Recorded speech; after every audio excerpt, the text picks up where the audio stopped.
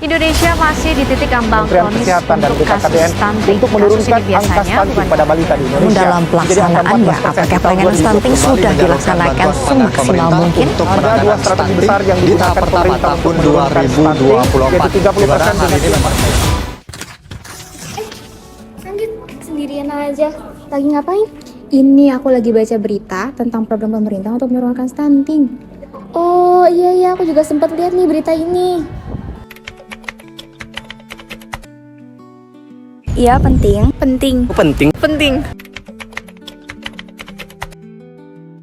Karena menurut saya, stunting itu adalah masalah yang serius dan menyebabkan sebuah kesehatan di Indonesia itu menurun.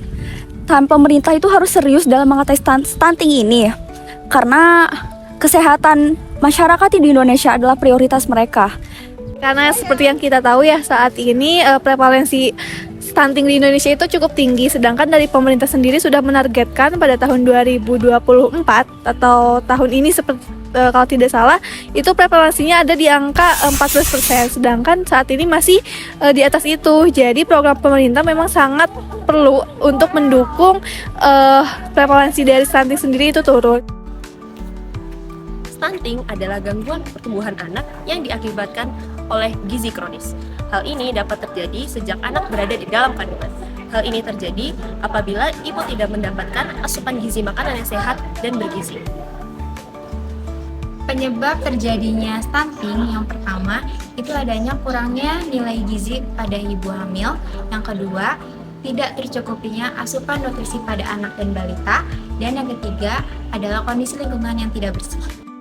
Berdasarkan data dari Kementerian Kesehatan dan Indonesia, angka stunting turun dari 10 tahun terakhir. Meskipun demikian, angka stunting di Indonesia masih menjadi yang tertinggi di dunia. Selanjutnya, terdapat beberapa gejala yang ditimbulkan dari stunting. Pertama, pertumbuhan yang terlambat, seperti tinggi badan yang lebih pendek dibandingkan seumurannya. Lalu yang kedua, gangguan belajar. Hal ini contohnya seperti sulit untuk memfokuskan diri dalam suatu hal. Hal ini juga diakibatkan karena sistem motorik maupun kognitif sang anak terganggu. Dan yang terakhir, yaitu gampang terserang penyakit. Hal ini bisa akibatkan karena sistem kekebalan tubuh atau imun sudah terserang dengan virus atau bakteri yang menyebabkan stunting.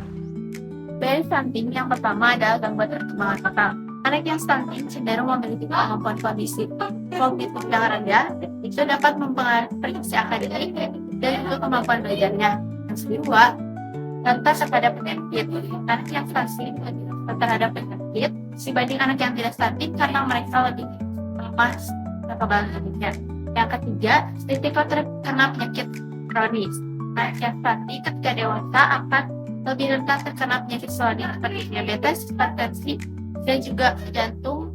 Ada pun beberapa cara untuk melakukan pencegahan stunting. Yang pertama yaitu penuhi kebutuhan nutrisi. Yang kedua, lakukan pemeriksaan kandungan secara rutin. Dan yang ketiga, terapkan hidrasi dan pencegahan. Keempat, yaitu menghindari paparan asap rokok. Dan yang kelima, memantau perkembangan.